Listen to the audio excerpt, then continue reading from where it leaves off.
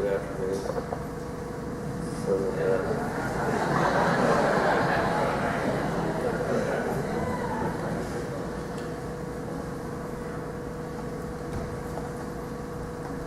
my name's Aubrey Vaughn.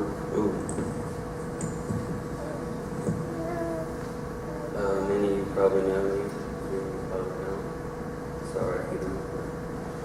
Anyways, God's been working in my life a lot lately. Like, for the past month, probably I've been staying with either Melinda or Brother Mickey just to keep my plans in the right direction.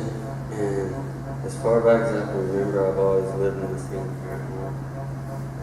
In 2003, my parents got a divorce, and I was really too young to know what was going on. And it's a good thing it didn't hit me now, it would have been a lot harder. But in Proverbs 16:4, it says the Lord works out everything that's prosper in, even the wicked for a day of disaster. I lived with my mom until I was in like 5th grade, and I was in and out of church, just going through the motions just so she wouldn't get mad. And I started throwing a baseball when I was about 2 years old, and I've just been fascinated with throwing stuff ever since. And I used to go see my dad's on every other weekend, and just in and out of my parents' house, just going back and forth in Nashville to Tallahassee. And it was 5th grade started, and I moved back with my dad. I met a lot of new people, including some of the best friends I still have today. And football season came around, my dad wanted to know if I wanted to play. And I knew a lot of my friends at school wanted to play. And so I did, and the good Lord put me on Brother Mickey's team, the best pick he ever made. I'm just kidding. But me and Austin met, we got close, and baseball season came around, and I was excited to see who was going to be on my team. And sure enough, God in his mysterious ways put Austin on my team. And I knew something was up, we were growing closer. He played third base. He could knock the cover off the ball. He ever got a hold of it. I pitched most of the games. That was probably the funnest year I ever had, because after that season, my walk with the Lord began. Austin invited me to his house. We went to church every Sunday and Wednesday. I heard Brother Mickey preach for the first time, and I was thinking, oh my goodness, this dude knows what he's talking about. He don't play around. But anyways, this one Sunday, me and Austin were on the way home with Brother Mickey, and we were just asking stuff about the Bible, just wondering and just talking. And we were pulling in the driveway, and the Lord was just on my heart, and I was just like, how do I get saved? And Brother Mickey was like, you really want to be saved and give your life to the Lord? And I was like, yes, sir. So that day we parked in the garage and we sat in Miss Chris's Tahoe, and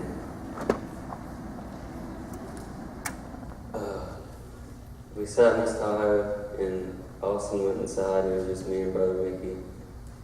We sat there and prayed, and I gave my heart to the Lord that day, right there in Miss Chris's Tahoe. And then I was just doing good for about 2.5 years, going to Super Bowl every year, staying in church, going every Wednesday and Sunday. Everything was going great until I got into high school.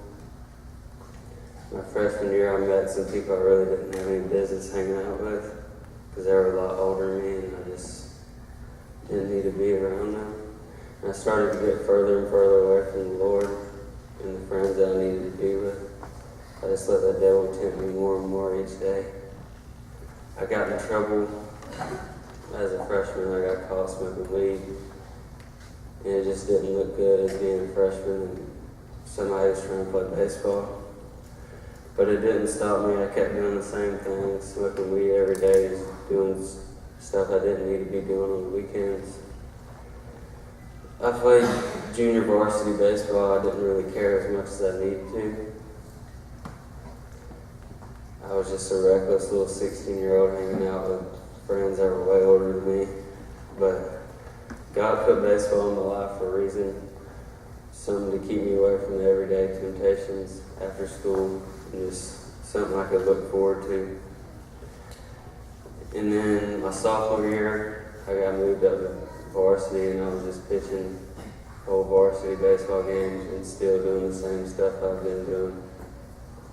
Just not being where I needed to be with the Lord. My junior year began, and I was in way too deep. I had no motivation to do anything. I was skipping school every day. I didn't have a care in the world about my grades, what my dad was going to say. I just got to the point where I was just along for the ride. Baseball wasn't even an option because I was missing fall workouts and not going to school at all. And I fell deeper into temptations about not going to school and not going to baseball. I went to court because I missed so many days. I had to promise the district attorney I would never do that again. I'd be really bad off. But anyways, my senior year came by. I was still smoking, doing everything I didn't need to do. But Coach Nix promised me if I stayed in school and kept my grades up, he would consider letting me back on the baseball team. And I did that for about 2 months.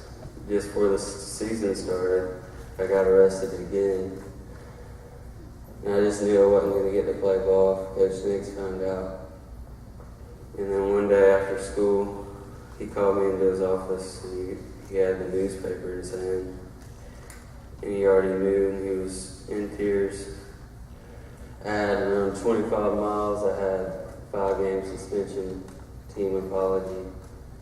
But the 5-game suspension really hurt me the most and just let my team down. But during all this, I had like 3 people that were really praying for me and really hoping I would get back right with the Lord. And then the summer came, this last Super Bowl, not this one, but the last one. Melinda sent me a text and she said, "You better be there next year." And I promised her I would go. I was thinking in my mind, I was like, yeah, I'm not going. I'm just telling her that's not, you know. I was like, I'm not going. But I told her I would go, I promised her. And then Super Bowl came around this summer and she asked me if I was still going, and I was like, yeah, I'm going. And then like 2 weeks before that, and she's like, "You better not let me down." I was like, yeah, I got you, I'm not. And then it got to like the day before they left, it was like Saturday, and they went down there early. And she called me, she's like, "You got your stuff ready?" I was like, yeah, but I didn't have my stuff ready at all. So I packed up all my stuff, and Darren was there to pick me up. I didn't really know how super I was going to go because I was that far away from my walk with the Lord. And I just didn't know how people were going to treat me. But like, I didn't know if it was going to be weird or like if I was out of place. But everything was the same. They treat me just like they always have. They were just very open-hearted and understanding. They treated me like I was their brother, and it just made everything a lot better. And Brother Mickey still hasn't changed. We're still talking junk like we always have to each other. He's always going to love me because he's just been there for me no matter what. And he's treated me like one of his own. So Tuesday night at Super Bowl, the Lord was on my heart like about a lot of different things. And Wade Morris was really speaking to me. And he called everybody to the altar if they didn't know where they were in their walk with Christ. And I wanted to go, like I really wanted to, but something just held me back, and I guess I just wasn't comfortable. At the end of the service, me and Linda was standing there, and she knew something was wrong, or something was up. And I just waited for Brother Mickey to walk out the door. And he saw me and he asked me if we needed to talk about something. And I was like, yeah, please. And he told me to wait until we get to the house. So got in the car.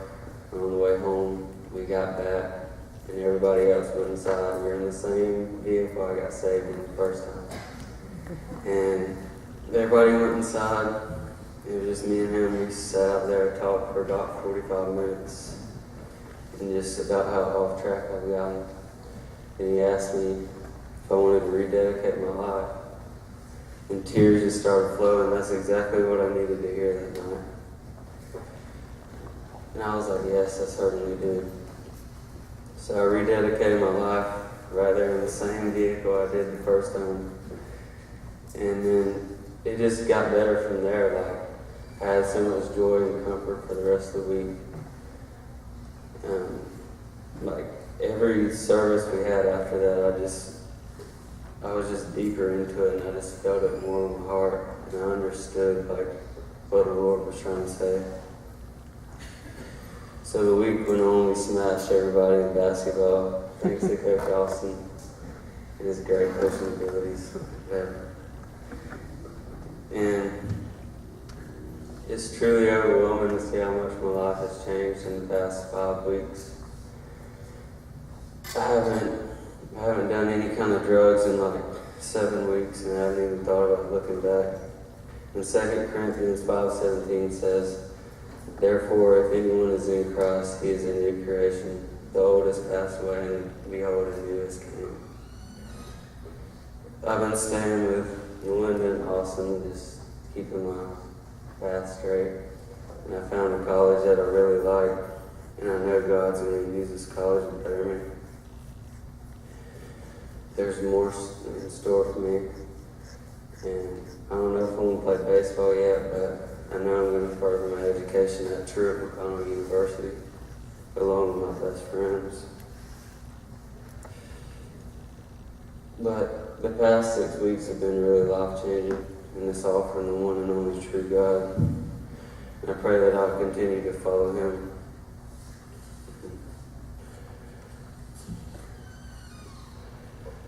But Romans 12, verse 1 through 2 says, "I appeal to you, therefore, brothers, by the mercy of God, to present your bodies as a living sacrifice, holy and acceptable to God, which is your spiritual worship.